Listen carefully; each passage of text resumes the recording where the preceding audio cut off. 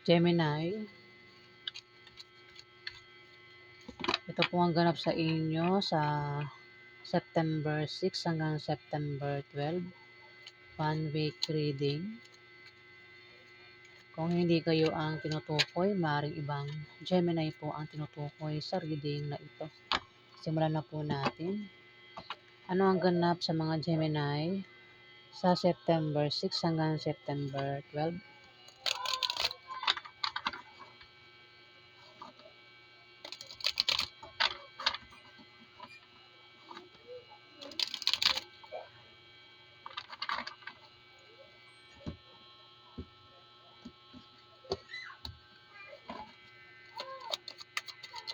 Ganap po kay Gemini sa September 6 hanggang September 12.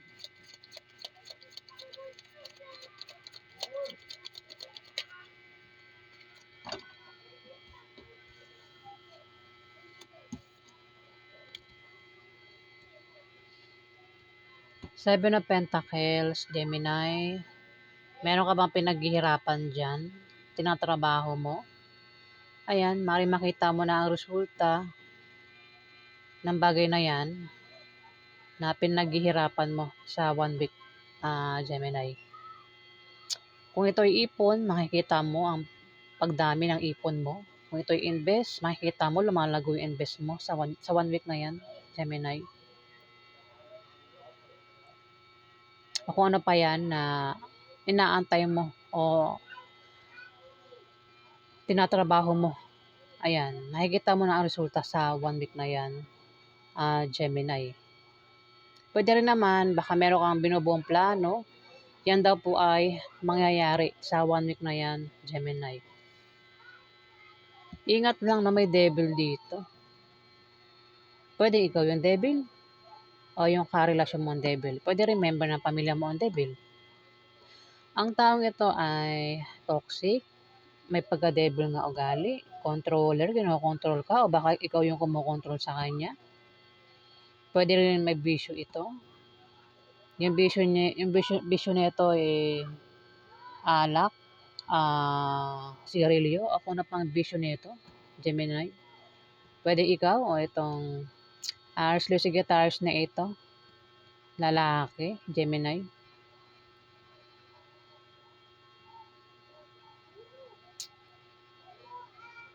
Magulo rin ang utak mo dito, no? Kung ikaw yan. Magulo. Ay, nagulo ng book mo rito eh. Ayan. Parang tingin mo, parang aswang, di ba? Hinihikayat ka ng devil na ito, Gemini. Pwedeng, parang tinutokso ka niya. Pwede rin baka naman ang iba sa inyo, Gemini, ang bisyo ay gumastos ang gumastos. Hinihikayat ka nitong gumastos sa gumastos. Devil kasi ito. Kumbaga ito ay tukso. Tinutokso ka nito. Ayan. May taong tukso dito, tinutokso ka. Nagawin mo ito. Kahit hindi maganda. Ayan. May devil daw rito. Pwedeng ikaw o itong karelasyon mo na Sagittarius, lalaki. Pwede rin, baka no-control mo siya. Baka asawa mo to, Gemini. King, lalaki ito eh. Ayan. Kinokontrol mo yata ito. Parang ikaw yata yung devil dito. Gemini, Itong Sagittarius niya ito ay aliman sa dalawa. Nagbabalak mag-travel, aalis ito, may pupuntahan, may plano ito. Gusto niyang gawin. At dito parang may naghahabol dito. Pwede ikaw naghahabol o siya yung naghahabol. Pwede rin, baka naman ang iba sa inyo, Gemini, ay may alagang Leon, Ayan. Pwede yung zodiac sign, ang karelasyon mo, Gemini, ay Leo, Ayan. May pag-travel. Meron itong pupuntahan. Ang lalaking ito ay malikhain, malakas ang loob, matapang, charismatic. Ayan. Malakas ang loob. Ibig sabihin, meron nga itong pinaplano. Meron itong pupuntahan. May pag-travel siya. Yung nga lang, parang may taong controller dito. O alin man sa yung dalawa yung magta-travel, aalis at ang isa controller, kinokontrol.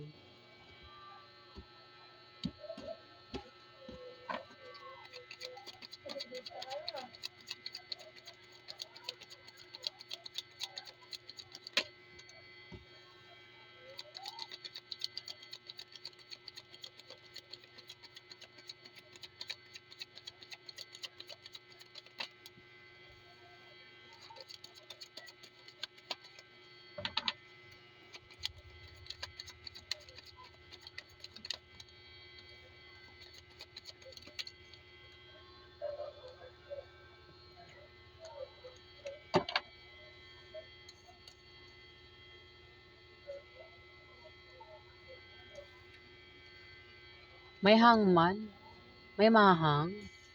Pwede may mahang na pag-alis. May mahang daw, basta may mahang sa 1 week na yan, Gemini. Pwedeng mahang na balita, mahang na travel, pag-alis, mahang na plano, basta may mahang, Gemini, hangman. Pwede rin kasi ang hangman, pwedeng may darating sa inyo na pag-asa, sakripisyo at pagsuko. Ihanda mo ang sarili kung karapat dapat ba yan, Gemini. Magtiwala ka sa mga taong may malasakit lang sa'yo. Doon ka lang makinig, huwag sa iba. At hayaan mo sabayan ang agos ng buhay, Gemini. Pwede naman hindi ka tinutukoy, baka itong Aries Leo Sagittarius ang tinutukoy na ng hangman.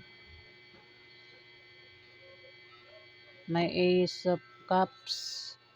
Maring merong kasanayan o kasiyahan ang mararamdaman mo sa 1 week na yan, Gemini. O maring ikaw ay magkaroon ng kasaganahan. Pwede kasaganahan sa pagkain o kasaganahan sa material na bagay. Pero sa tingin ko pagkain, sa 1 week na yan, sagana sa pagkain, Gemini. Pwede rin, baka may magbigay dito ng pagkain sa inyo o ikaw ang magbibigay ng pagkain dito. Pero bakit may hangman? O baka yan din yung hangman, baka hindi matuloy. May tao rito ang busy sa kanyang trabaho. Isang taong masipag ito. Kahit ng bata pa hanggang sa ngayon, trabaho ng trabaho. At magiging busy ito sa 1 week na yan sa kanyang tinatrabaho. Pwede ikaw, Gemini, o itong karelasyon mo, pwede member ng pamilya mo. Trabaho man yan o negosyo, magiging busy daw siya. At makikita niya yung resulta na itong pinaglalaanan niya ng panahon at oras. Ayan. Maganda yung resulta sa 1 week na yan. Kung ito yung negosyo, makikita niya yung negosyo niya lumalago. Kung meron sa inyo ang may online business, meron kayong mga followers dyan na nakasuporta sa inyo, Para binabayaran kayo dito, Gemini. Ayan. Maaari din baka ang iba sa inyo nag-day off ng ilang araw, tapos sa 1 week na yan, papasok na uli sa trabaho niya, Ayan. Trabaho, negosyo. Eight of Pentacles. Tumapat yung Devil. Mukhang ambisyon nito sa negosyo o sa trabaho. May tao rito yung kumbaga, hinihikayat siyang magtrabaho. Siguro may nag-alok sa kanyang mag-apply. Baka itong itong Aries Leo Sagittarius lalaki, baka ito ay mag-apply ng trabaho sa 1 week na yan, Gemini. Ayan, kasi 8 of Pentacles. May darating daw sa inyo na mga bagong kasanayan o kaalaman. Pwede rin na kayo ay maging busy sa trabaho nyo o sa negosyo nyo. Yung nga lang, may controller dito, may pagka-devil.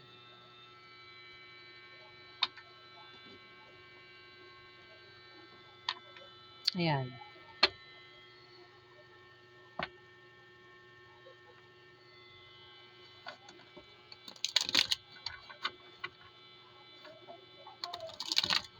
Kung ito ay karelasyon, pwede nga bisyo niya, yung karelasyon niya, yung bisyo niya, no? Parang, nababaliw sa karelasyon niya.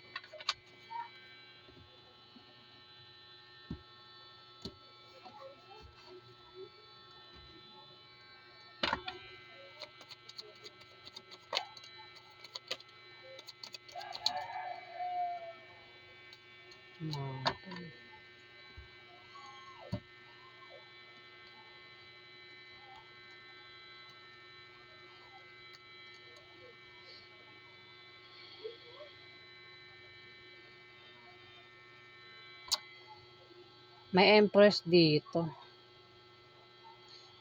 Pwede ikaw yung Empress. May ba't kasi yung May Empress dito. Lalaki kasi itong King of Wands. Ba't maaaring sa kang babaeng Gemini? Empress ito eh. Maaaring ikaw yung Empress. Pwedeng buntis ka na. At magsisilang ka lang sanggol sa 1 week na yan. 1 week na yan. O, baka buntis ka pa lang, Gemini. Ayan. Magbubunga daw ito ng baby o magbubunga ng kung ano man niya pinaghihirapan ng taong ito. Dapat yung King of Wands, mukhang hindi ikaw ang tinutukoy na Empress, Siya. King eh. Anong mabubuntis si King? Meron itong pinaghihirapan, si King. Actually, Sagittarius. Meron siyang pinaghihirapan dyan na magbubunga ng maganda sa 1 week na yan, Gemini. Maring asawa mo nga ito. Ayan, kung ano man yung pinaghihirapan niya, mukhang siya at ang tinutukoy dito.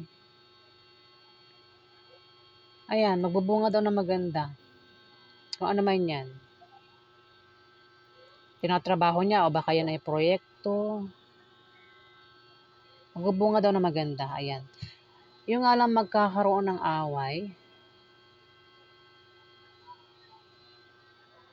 Pero nakatapat yung hangman. Mukhang hindi matutuloy yung away. Yan. Kung magkaroon man ng away, mukhang hindi matutuloy. Away ito sa pamilya o maring away sa yung dalawang magkarelasyon o away ng grupo. Ayan. 5 of Wands, pwedeng hindi away, pwedeng ito ay hadlang. Gemini. Hadlang, may taong humahadlang dito. Pwedeng ikaw yung humahadlang o itong Aries, Leo, Sagittarius ang humahadlang dito. Kaya magkakaroon ng away. Yun din ang dahilan kung bakit magkakaroon ng away. Kasi may hadlang. Pero tumapat yung hangman. Maaring yan din yung dahilan bakit mahang. Sa may hangman may mahang daw. Pwedeng mahang yung away, hindi matuloy. O mahang na pag-alis, pag-travel. O mahang na plano. Ayan, may mahang daw. May Queen of Wands dito. Isa itong Aries, Leo, Sagittarius. Ito yung taong charismatic, masayahin, matiwala sa sarili at nakakapukaw ng atensyon. Pwedeng nanay mo, ate mo, boss mo, Gemini.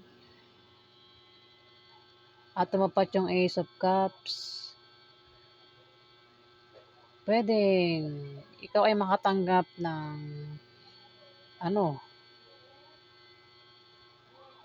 o siya ay makakatanggap dito ng para sa akin blessing ito blessing, oo, pagkain yan blessing, di ba, pag maaaring siya yung magkaroon ng kasiyahan, kagalakan sa 1 week na yan, itong Aries, Leo, Sagittarius, babae.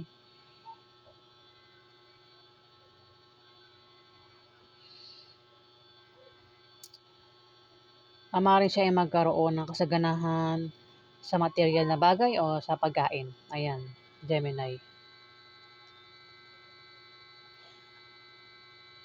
Ayan ang ganap sa inyo, Gemini, sa 1 week na yan.